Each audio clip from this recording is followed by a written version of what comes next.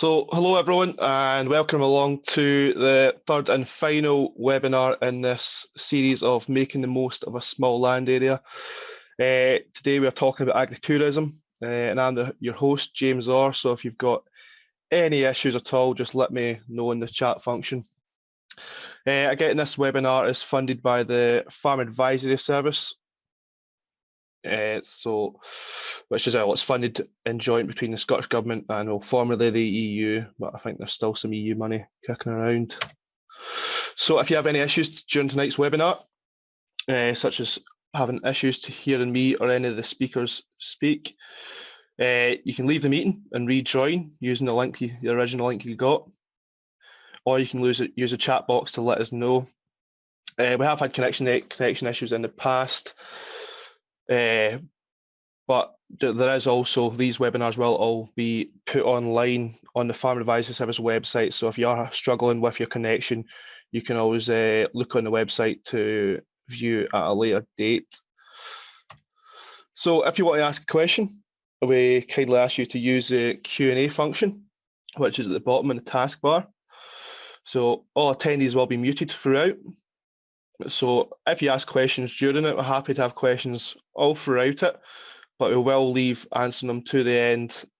And again, if there's questions we can't answer, we will take your name and we will get back to you with a proper answer at a later date. So tonight's speakers, tonight we are very lucky to be joined by Ian, Lorraine and Fraser from Wigwam Holidays, and they're going to tell us about their story of creating a real business out of a small land area.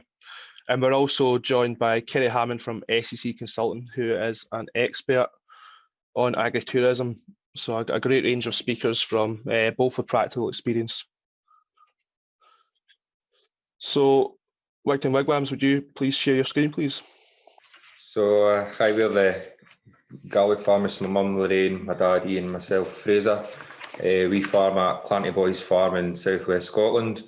We're a family-run business that was bought by my great-grandfather in the 1950s, and it was run by my grandparents from the 1960s until my dad took it over, and then obviously myself and mum as well inside the business now. So where mum's going to show we're located.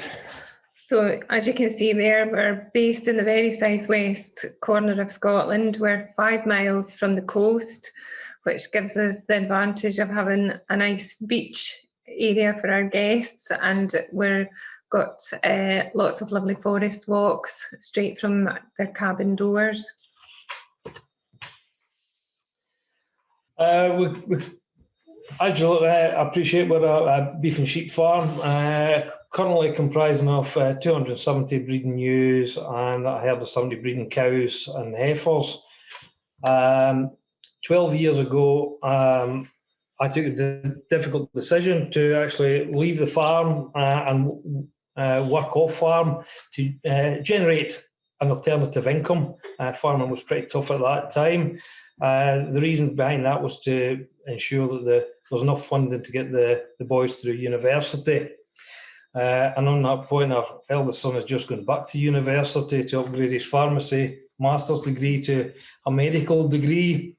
He evidently realises that we might need some medical intervention on a one-to-one basis pretty soon. So hopefully he'll help us out in our future years. So in total, I worked for 7 years off farm, and the boys were virtually through uni when I come back to the farm to start rebuilding the business, as I realised Fraser had a passion for agriculture and was keen to move back into the area where he was brought up and join the family business.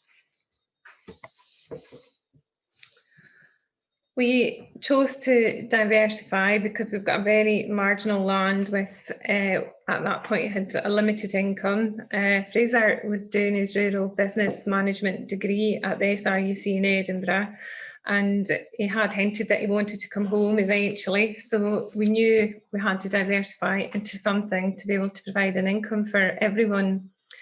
We looked at lots of different options. We looked at camping, caravans, pods, whatever was out there. We we trolled through to find out what was best for us. We decided on wigwams, and Fraser at that point planned to continue working with the feed company that he had got employment from when he left the SRUC. So he planned to stay there until we had got the site up and running and the income flow was coming. But I think our main drive was, my husband always said that we had the views, but it didn't pay the bills. So he decided now it was time for it to pay the bills. Why wigwams? We saw wigwams at Highland Show a few years in a row before we actually approached Charles Golland, who's the company director. As well as that, I also had stayed at Strathfillan Wigwam site in the north west coast of Scotland with a study tour my first year at SRUC.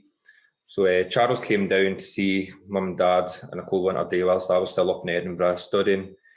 He talked about wigwams with such passion and where he wanted the brand to go, where he saw the accommodation going in the future, and what he wanted to do with the business, as well as going with a well-known brand that's had a great marketing package and a great option to be in a franchise where you run your own site but have the backup and the technical support from everybody else within the franchise system. Plus, we thought accommodation was a great route for us with wigwams, as mum and dad had ran holiday accommodation in the past as well, so we knew what working with the public was like in an accommodation setting. So we're fortunate to have that knowledge and background before we actually ventured into this, so it wasn't completely blind to us. We're really fortunate where we do live with, we've got outstanding natural beauty, and we're on the edge of the Galway Forest Park as well, so we have a great source of the dark sky zone for that for a start, and just having great nature trail walks and a lot of livestock and lots of nature around our doorstep. This is a shot that was taken by one of our guests who stayed with us, which, as you can see, just shows how dark we actually are. So, as Fraser said, we're just outside the Galway Forest Park, which was the first designated dark sky park in the UK and the 4th in the world. So this was a natural resource that we had, and we knew that we could use this to our advantage. But I will say it's something that we saw regularly but didn't appreciate it until people actually pointed it out to us. And we've used this obviously in our marketing, that this is such a huge advantage and something that people who come to visit us from the city don't see.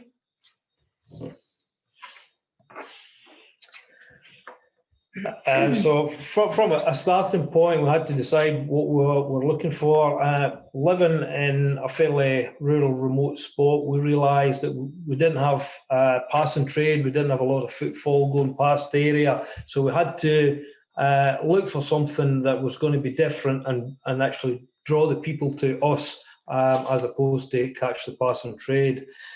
So the starting point was getting an architect to help us get through all the nightmares of planning. You've got issues with neighbours, all the red tape that's associated with that, and whatever they throw your way. But what I would say is very much worthwhile ensuring that the planning side is 100% covered, or this can really add a huge amount of extra expense and stress to an already stressful project. What I would say, do as much of that research as possible into the project yourself before going to the expense of employing professionals, as they may charge a lot of money to tell you something that you can find out yourself for free. So on that point, do your groundwork and look into everything that you're looking to do. See if it's allowed in your area, first of all, and any local planning restrictions before you go to any expense. We had a vision, and our vision was to provide a luxury outdoor experience for people from the city to see and enjoy what we live every day. And one of our recent posts on Instagram and Facebook is, "We live it, they love it," which I think is very true from what they tell us. Also, we were extremely lucky in we were in the last round for leader funding. So we got a grant to help us set up. This wasn't an easy thing to do. It incurred an awful lot of work, an awful lot of pulling our hair out, stress and hoops to jump through to secure the funding. However, it really was worth it, because it's allowed us to build a successful business, and without the financial help, I don't think we would be up and running to the stage that we're at the moment. Another thing I think that really helped us to get through this stage was we went around our local community getting letters of support from local businesses. We went around explaining to people what we wanted to do, which I think is good to get yourself known in the area for wanting to do this, and people already knew who was going to run the business. But as well, we went around to say to them what we could provide them. So we're looking to bring people back into our area to then go and spend money out within the rural economy as well. So we spoke to local butchers, local restaurants, cafes, tourism attractions, just to see what we're doing and to promote them as well when people came to stay with us, because we said one big aim was to allow people to come here but also support the local area, because at the end of the day, if the area's doing well, we feel like we've done something right. Onto the construction of any site that you're looking to develop. The first thing is to sit back and have a look at your site and make sure you're actually choosing the right site for the right reasons, not just because it's handy to where you live or it's maybe the most accessible bit on the farm. Look at where your power supplies are going to come from, because they can run you into big costs. And also, is there anything that's there within the ground that can help you develop that site? We started our construction in August 2018, and we're fortunate that the site we chose was pretty hard, but it allowed us to excavate a lot of hardcore, so we could do a lot of the levelling of the site and building the levels up to where we needed to be without needing to buy in excess of amounts of stone. We then put down concrete pads, electricity, and a gas tank, and all that was piped and cabled into each cabin, with the first cabin arriving in October 2018. We're also looking to receive one of the first accessible cabins that were manufactured by Wigwams, which this gives an opportunity to have something a bit different on site that we could open up to a wider audience of people again that normally wouldn't get access to the outdoors as such. Going on to issues, water was one of the main concerns that we had, because being rural as well, the nearest mains water is over 2 miles away, so we had to find a source on farm. So we were advised to put in a borehole, which was a considerable expense. This was drilled down to 110 metres and only yielded a small amount of water compared to what was predicted. So that was definitely not enough as to run our site. So we had to develop wells on the farm and then install the associated treatment plants for filtering and disinfection of the water. So you want to take all that into account, that even on the best site, something can go drastically wrong and run you up expense. Initially, when we set up the accommodation, we wanted to have 4 of the 6 cabins with hot tubs. What that's now actually increased to, we've now got 7 cabins with 6 of them having their own hot tub.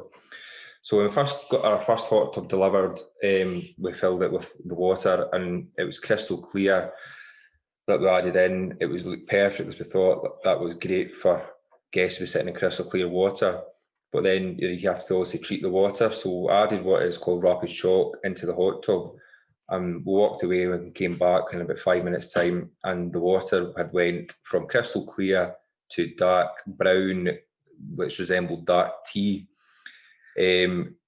Samples were taken to find out what had actually happened. So it turns out our water source is very high in iron and manganese, which had reacted with the chemicals in the hot tub, which caused them to drop out of solution into a solid and coated our hot tub with some nice iron and manganese residue, and it didn't look very appealing to sit in, as well as destroying the brand new filter that was in the hot tub. As we found out these problems, we actually had to then put in a different water treatment system, which filtered out the iron and manganese. It was a washing filter to solve this problem, and now that's a problem solved, and the water now does stay crystal clear, thankfully. We used all local tradesmen for our build. Some were a pleasure to work with, but again, I think you've got to be prepared for the ones that maybe aren't always so easy to work with. And I don't think we can stress enough that you make sure that you've got your quotes pinned down and you know exactly where you are, because one of our bills, the interim bill, came in more than double what his quote was. So that actually caused quite a lot of stress, and it took a wee bit of sorting out. We did eventually get it sorted out, but make sure you have everything written down, you've got solid quotes, and you know exactly where you are. Any changes required once work has commenced, get them priced and agreed before the additional work starts, or you may regret it later, as we found out. And due to the ongoing issues that we had with the groundworks contractor, we were actually left to finish it ourselves. And I can say that we're actually very proud of what we'd achieved. Ian did a remarkable job of landscaping it with lots of natural resources round about us.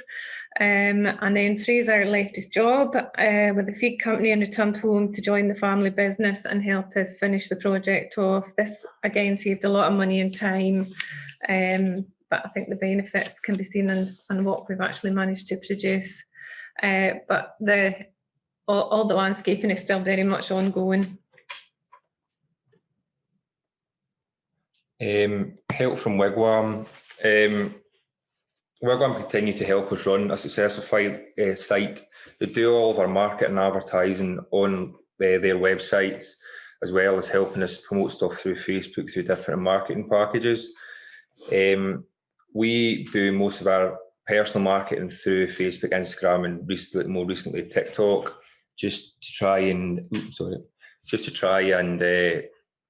get our audience ourselves organically, whereas Wigwam do put a bit of money into the marketing side of that for us.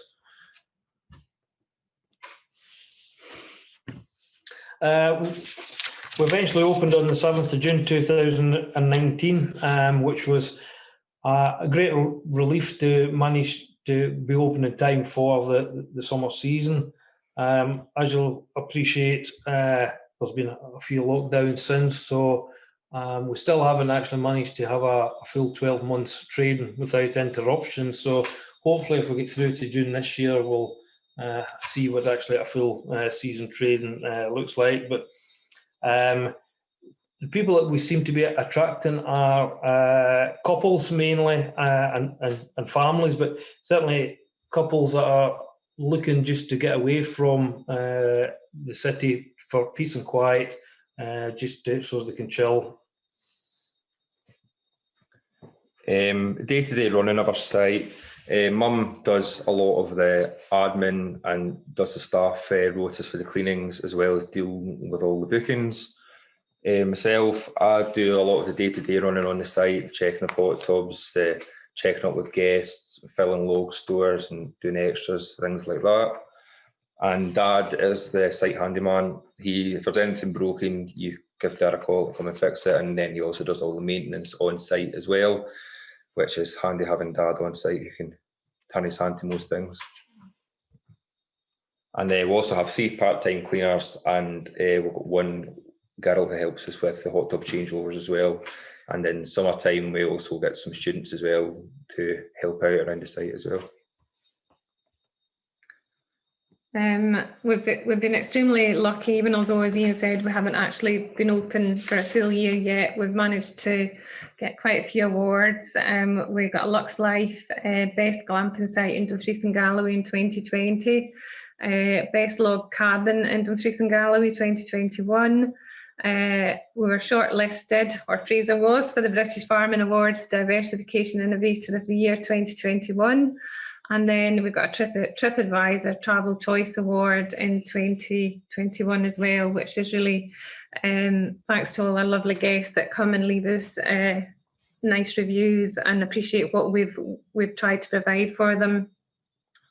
As I've touched on, marketing, I say a lot of the marketing does go through Wigwam Holdings themselves, and as I said, they do marketing packages for us as well to boost things on our socials, as well as we do a lot on Facebook, TikTok and Instagram, things that are free to us, but you can get a lot of inquiries and in touch with a lot of guests through it as well. We're actually currently looking to expand the site, so we've started groundworks for an extension that'll provide another 6 cabins, with hopefully the first 2 being delivered and ready for use by mid-April 2022. And the hope is that we'll have everything on site by late autumn 2022. Just to finish off, we're well into our 3rd year now. It's been hard work. We've had many sleepless nights over various issues, but it's also been a pleasure to be part of a great team, not only the 3 of us, but all the people who work with us and help us make it a success. Ian and I it's definitely been the best decision that we made to diversify, because it means we've been able to provide an income for Fraser, and his partners followed him home, which is even better. And he's now part of our farming business, and hopefully in time his family will be able to continue to live here in our beautiful area and work as a family to build on what we've started. Although some days we really do want to kill each other at some times. So that's our story. Thanks very much for listening. Well, thank you very much. That was extremely interesting. Kerry, on to you. So we've got Kerry Hammond from SAC here, who's an expert in agritourism, who's going to tell us all about all the kind of more technical aspects of agritourism, other considerations you should think of. I'll tell you something, it's a tough ask to follow a story like that. I really enjoyed learning more about you guys' business, and I'm definitely going to have to come, certainly for a professional visit, and maybe come and stay and test out one of those iron-free hot tubs sometime soon. So yeah, I am a food and enterprise consultant at SAC Consulting. I specialise in food, drink, retail and tourism. I operate a tourism business outside of my consulting work. I have to say, before I start anything else, I really agree with the strong point that Ian made, that you should do your own homework first and be careful what you pay people for. I think as a consultant, we sometimes can get a bit of a bad rap for being paid for a talking shop. But you're absolutely accurate and correct. And an awful lot of the inquiries that we get through are about things like planning permission. And these are things that you can check for yourselves. There are things that you can liaise with a planning officer for. You can speak to a planning agent. And engaging experts or working with contractors should really be on the things that you can't fulfill yourself. I'm going to talk a little bit more this evening about how you make some of those decisions. What do you do? What do you take on? What do you get help with? I'm going to talk briefly about the context of agritourism in Scotland. I'm going to go into a little bit more depth about some of the trends and opportunities that we're seeing. I want to say post-COVID, but I don't think we're quite there yet, but almost post-COVID.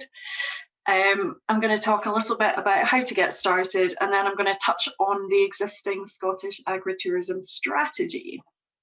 So the context of Scottish agritourism, I think it's important to say that agritourism as a word is a term that has a legal definition in other countries around the world. At present, there is no legal definition of what agritourism is in Scotland. The Scottish Agritourism Association would like to link agritourism specifically to food and drink experiences in tourism on the land. However, at the moment, agritourism also encompasses all things that we would consider rural tourism. So whether that is the dark park, whether it's rural experiences, whether it's outdoor cooking with a cow looking over your shoulder and not necessarily cooking the meat from the cow. All of these things fall under that umbrella of what agritourism is known as. It's worth saying it's a real growth opportunity for the rural economy. There's a growing consumer market for it, there's a growing base for it, and it is done well, done correctly, and done intelligently. It offers a real sustainable opportunity for agricultural businesses to diversify in a clever way. There are 4 examples here on the slide. So we've got Jackson's, Duncan Family Farms, Lennox of Lomond, and Portnellan Farm. These are just 4. You will see other examples as I go through my slides. These slides will be made available on the FAS Farm Advisory Service website, and you can actually click through the pictures and visit their websites. So there are some really nice examples of different kinds of agritourism done well and done in different ways. Jackson's do the sort of the children's and animal side of things. Duncan Family Farms focus on the provenance and the meat. Lennox of Lomond do really cool farm tours. And then Portnellan, I think that picture sort of sells it all. When you look at making the most out of the natural resources that you have on your doorstep.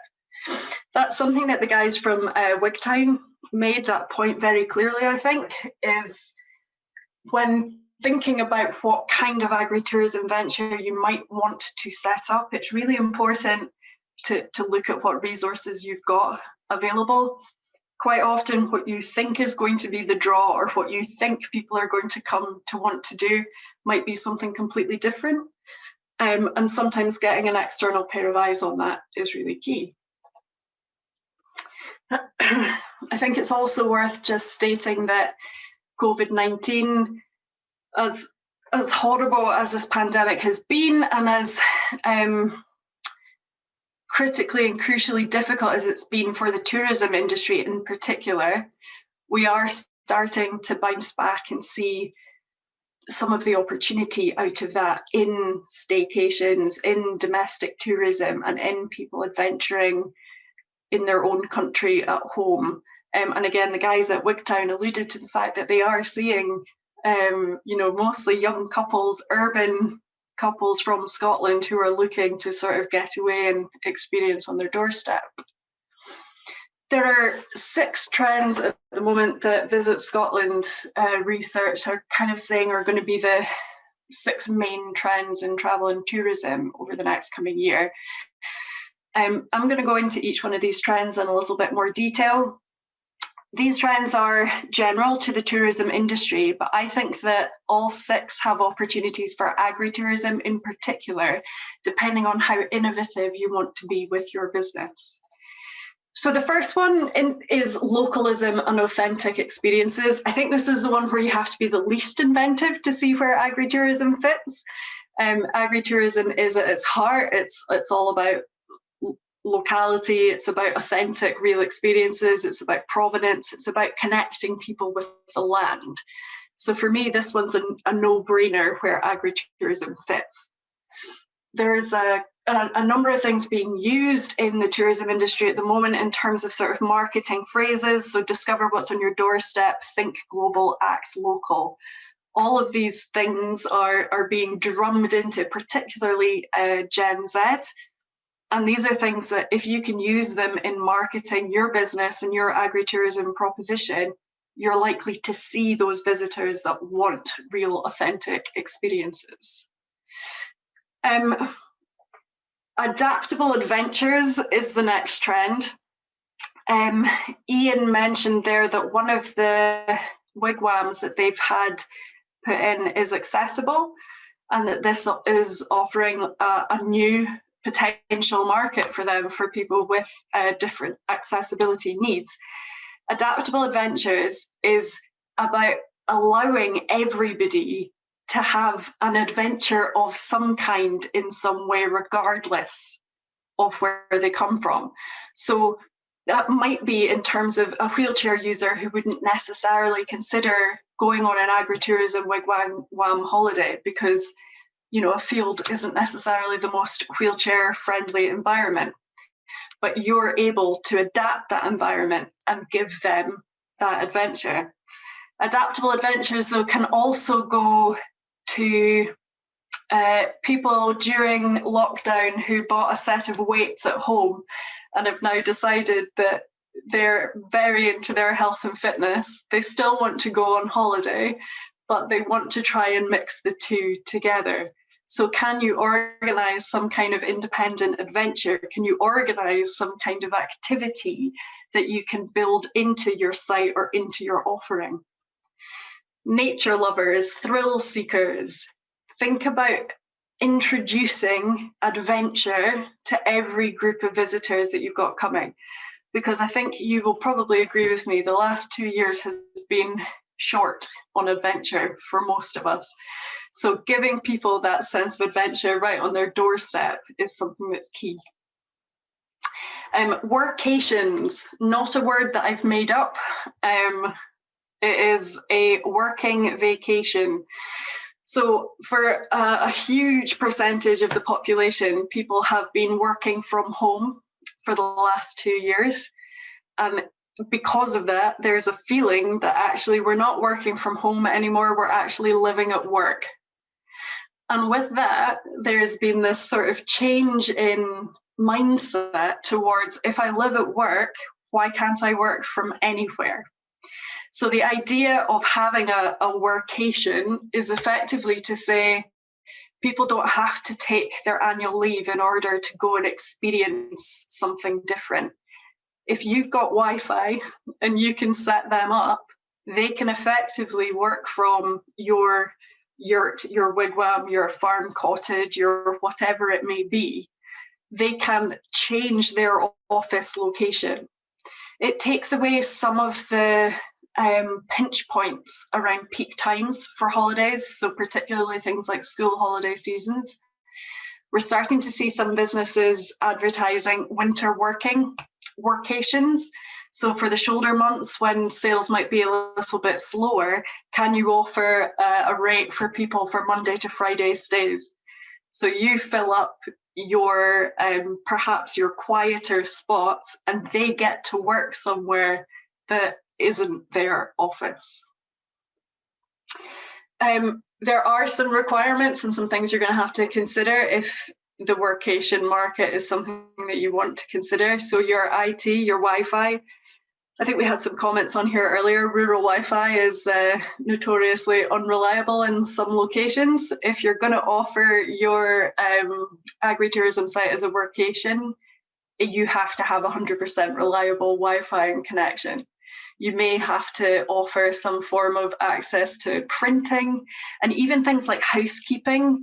You may have to, if housekeeping is something that you offer, you may have to offer it on a more flexible basis so that if someone's working from your venue, they're not interrupted.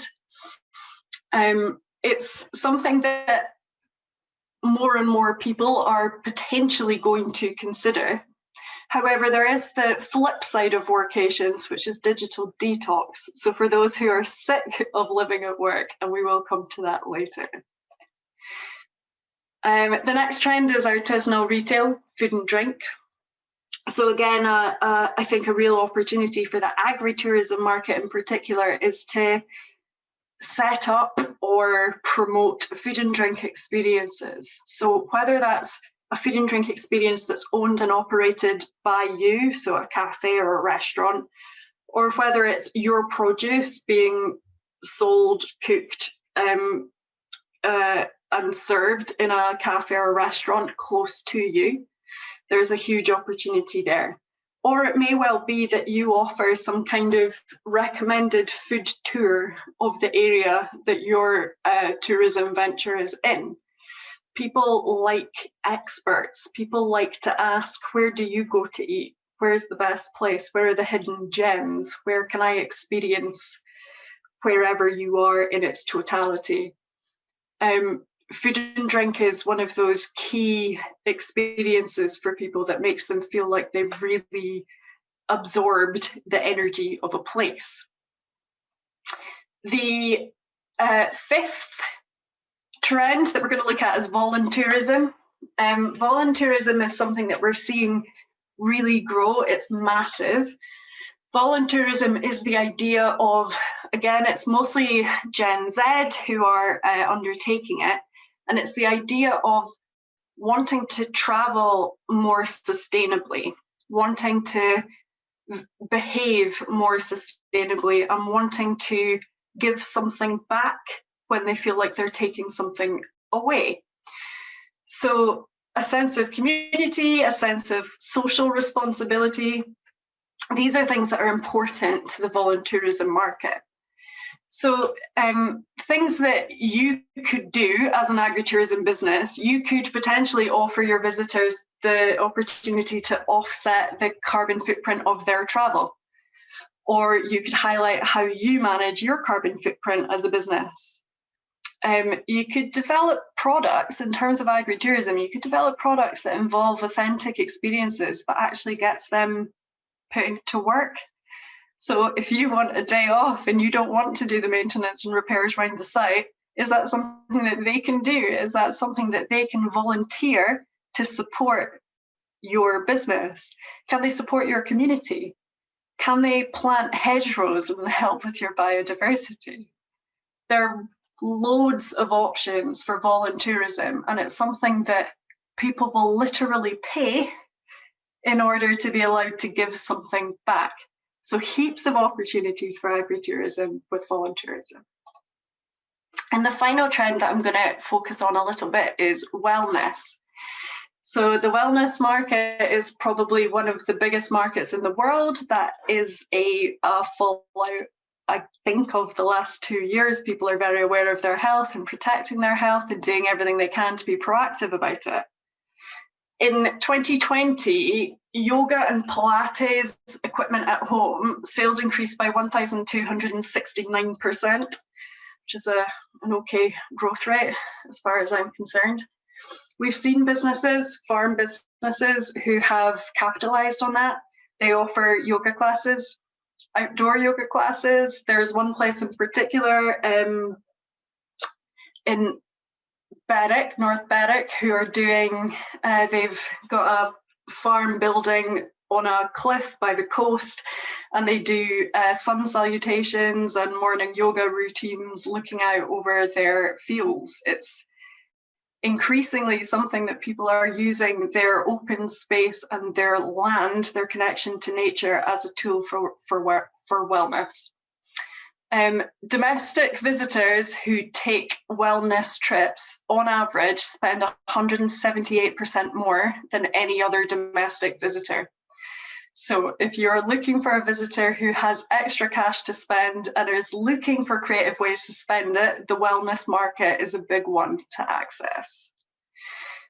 It could be things like forest bathing, providing a space, a quiet space for somebody to lay down and bathe in the trees.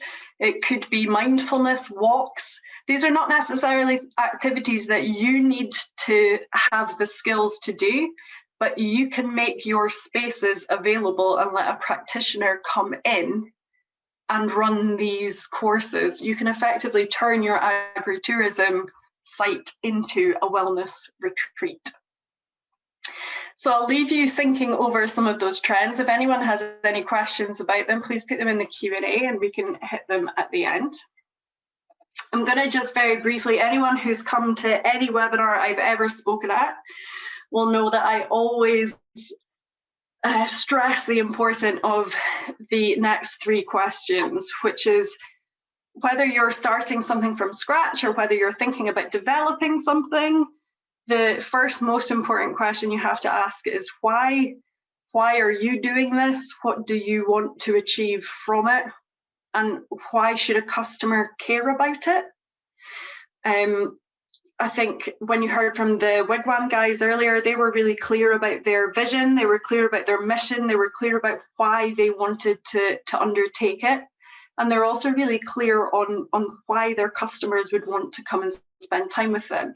This is something that's really critical and key for anything that you want to do going forward, that you know why you want to do it, and you also know why somebody else would care.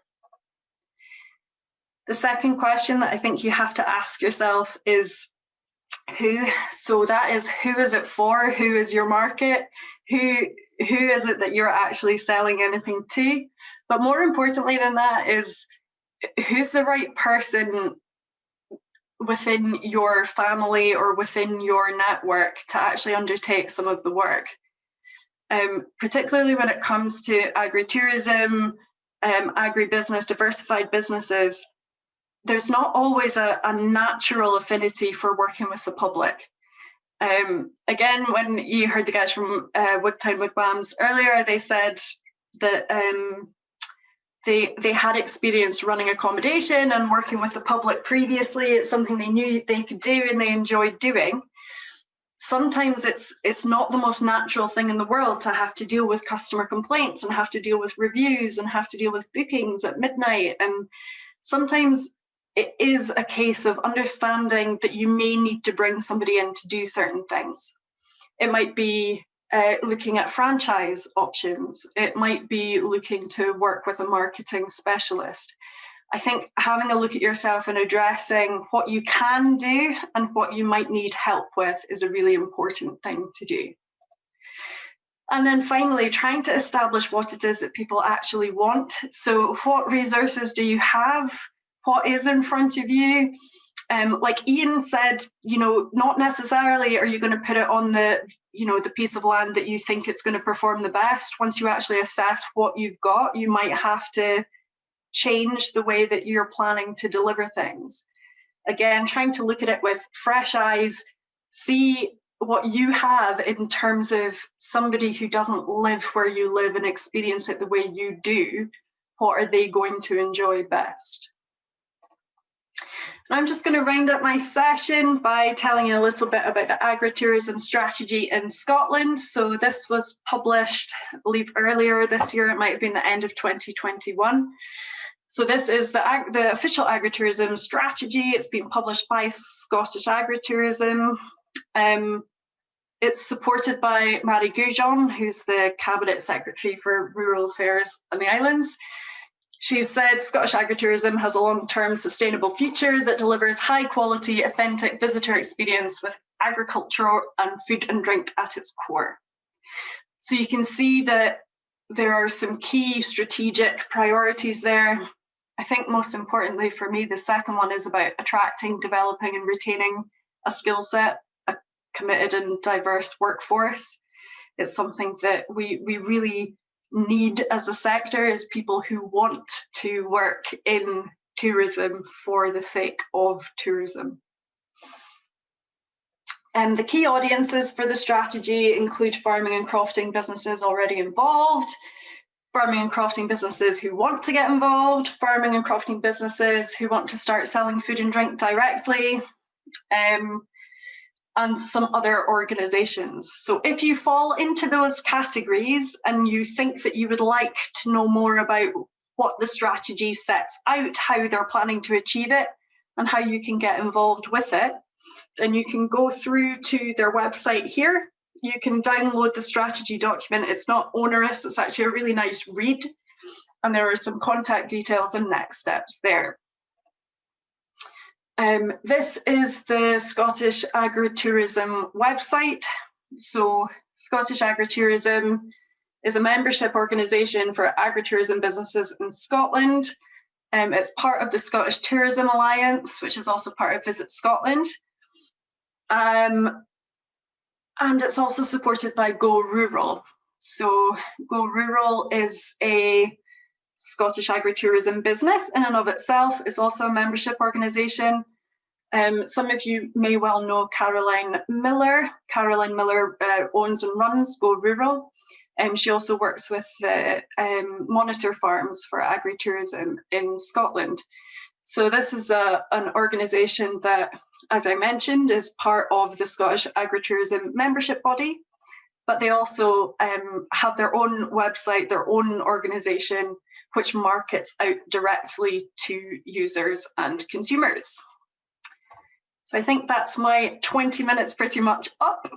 I'll hand you back over to James, but it's just to say I'm very happy to answer any specific questions that you might have going forward. Yep, thank you very much, Kerry. Very interesting as always. So on to question time. So we've already had a couple of questions in from attendees. If you've got any more questions, please put them in the Q&A function so we can get them answered. If we run out of time, we have to end the webinar, and you've got questions that are unanswered, we will get back to you with an answer via email. So the first question is for the Wigtown Wigwams.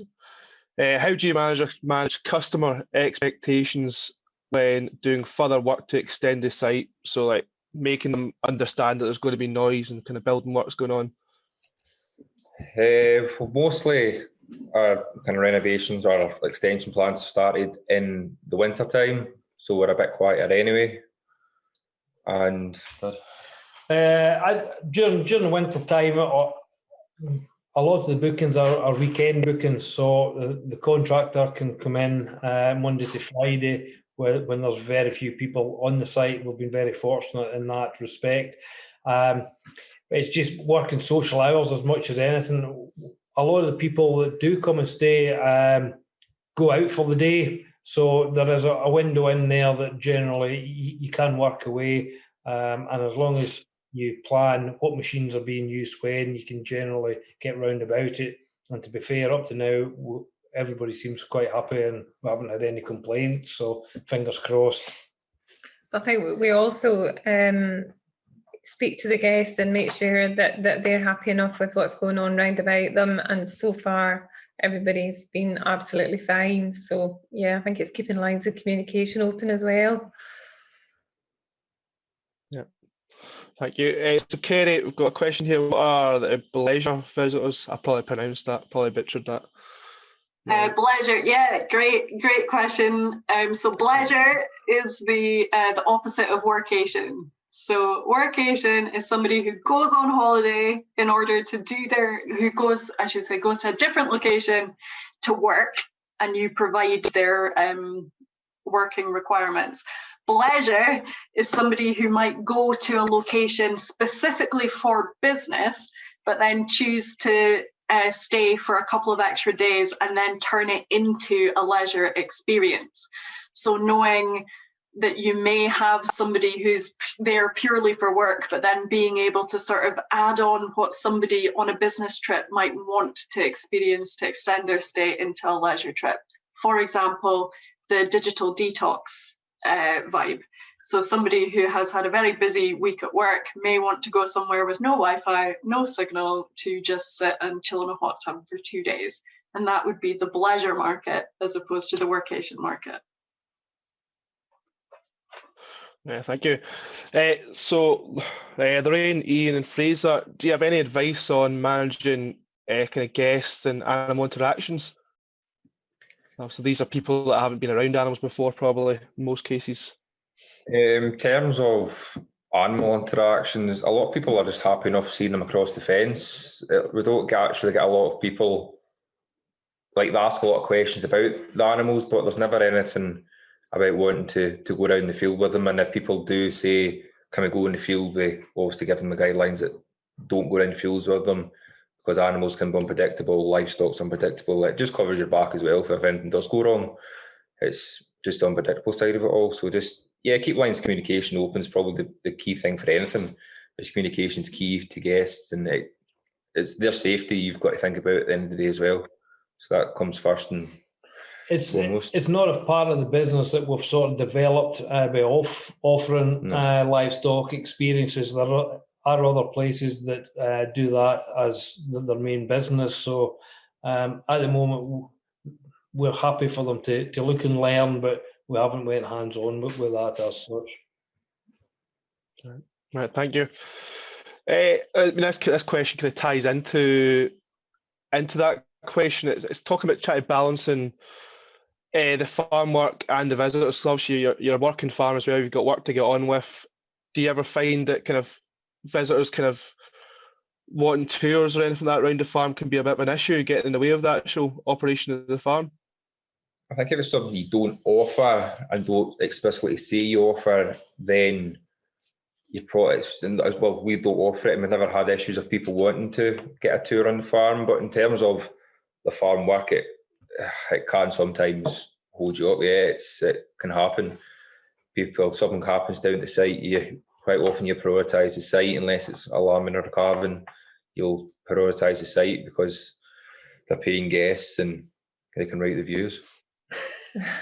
I think as well, we've been quite lucky in this last year. We've been able to employ some staff who we know that we can leave unsupervised to do the cleaning and the hot tub changeover should we be tied up with farm work.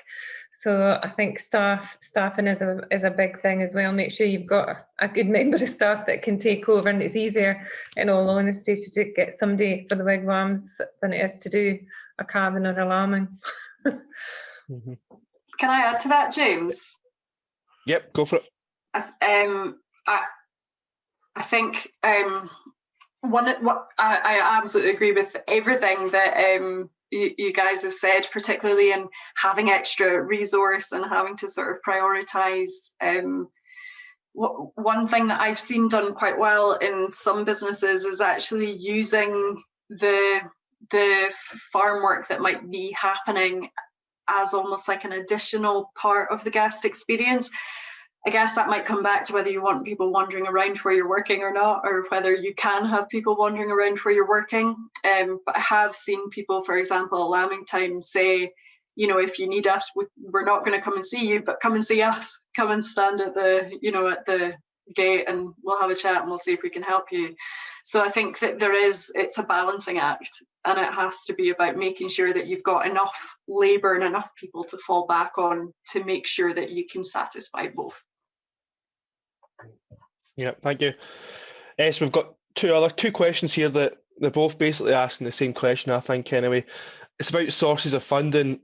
So, I mean, both of you are welcome to chip in with this. How easy is it to get kind of funding, and what sources of funding are there that we maybe don't know about?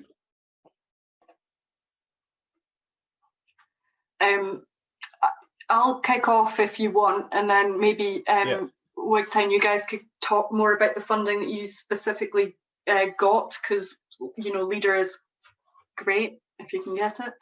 So I think the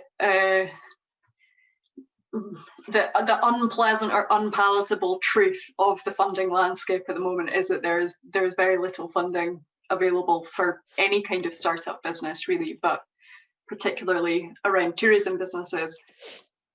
Why that might be, I'll leave to political speculation, but there is obviously support going into the recovery funds from what happened to this sector during the pandemic. So there is certainly not that much active funding available. When it comes to getting private funding, so going to a bank, getting a loan, if your business plan is robust, and I think if you can prove that there's a market need, a demand for what you're doing, you should be able to access finance and funding for it through loan facilities.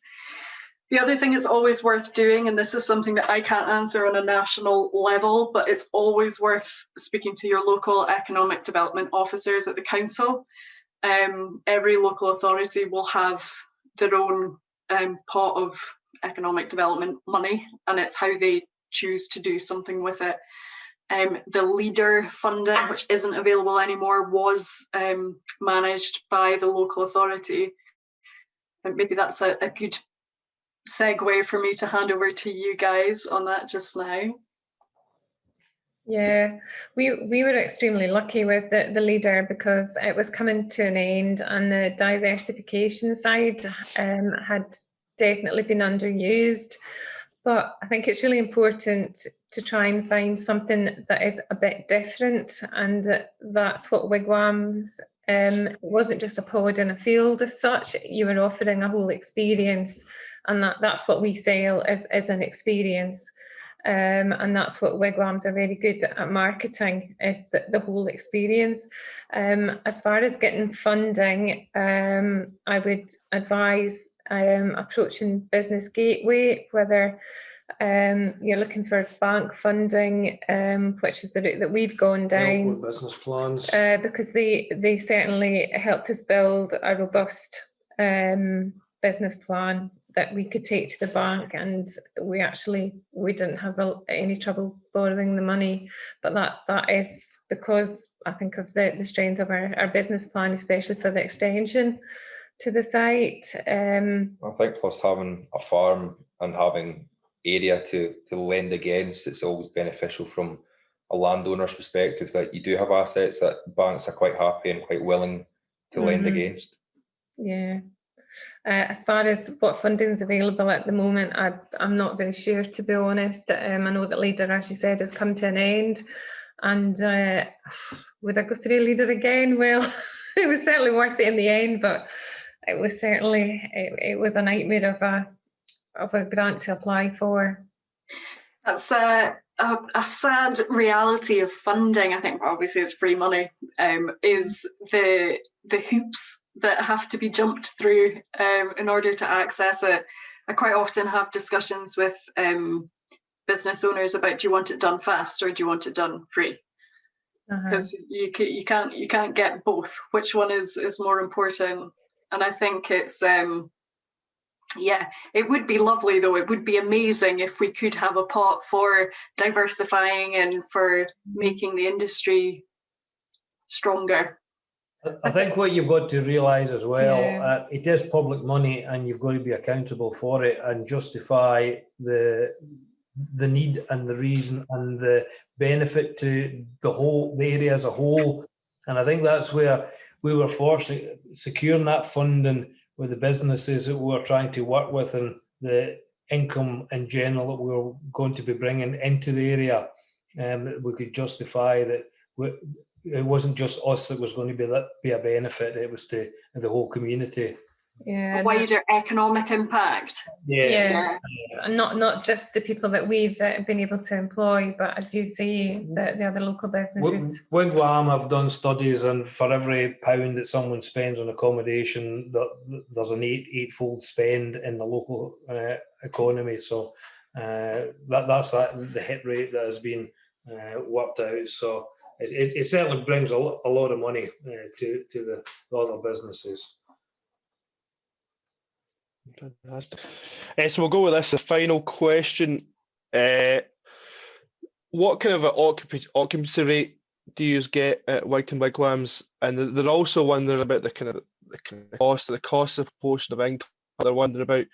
You're welcome to answer that. Obviously, financials are sensitive information, so you don't need to answer that, but you're welcome to if you want to.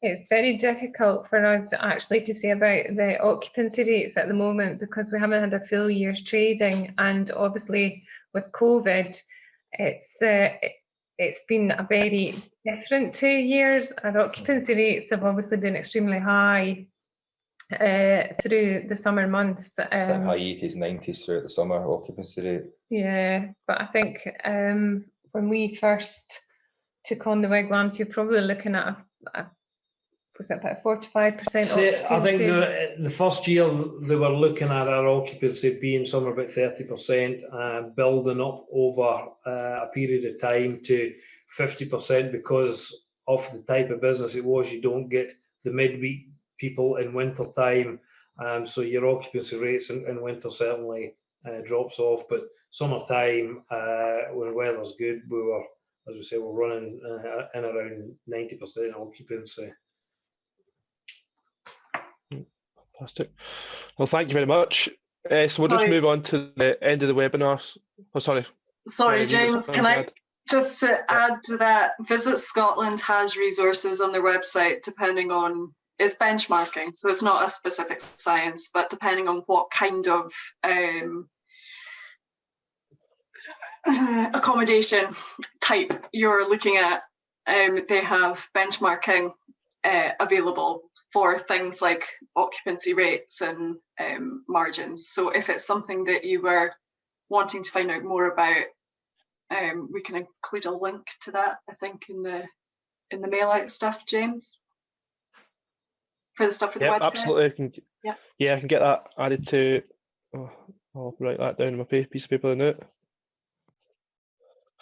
So there is also going to be a kind of fact sheet following this webinar as well, so keep your eyes on the FI's website for that being published. It should be published in a couple of weeks' time. Also get on just kind of tidying up here.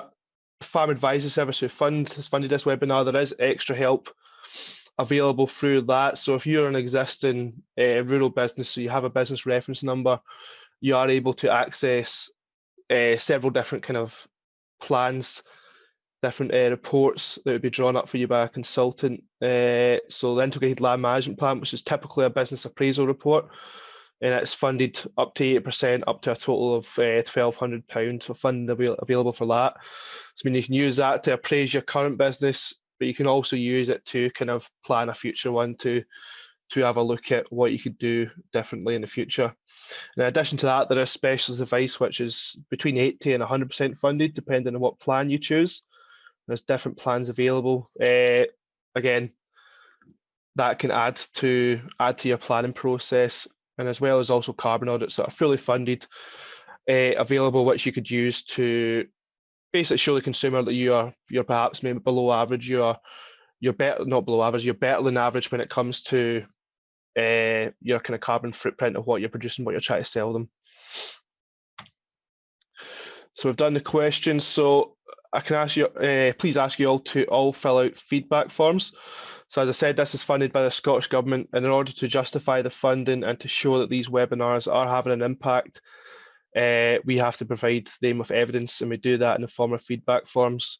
So to incentivise you, it only takes 2 minutes to fill out, and by doing it, you are entered into the FAS monthly prize draw, which is worth £50, a £50 voucher for either the Battlefield Bakery or Damn Delicious, and I can tell you both are absolutely fantastic.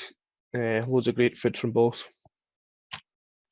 So apart from that, I'd like to thank you for joining us and wish you all a good night. Thank you very much.